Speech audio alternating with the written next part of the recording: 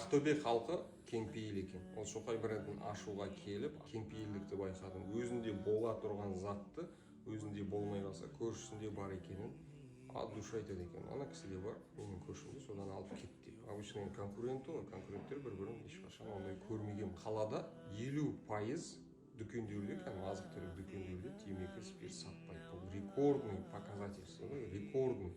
Мен вообще көрмеген. Бұл жақта көп жерден таппайсың. Мақтанарлық өзгеріс бар. Қазақи тілі өте тұнып тұрған, сөз байлыққа өте жоғары, таза қазақша сөйлейді, таза орысша сөйлейді. Жақсының жақсылығын айт, нұр тасысын дейді. Және біз осы жерден ашылдық, Ақтөбе ажарынан.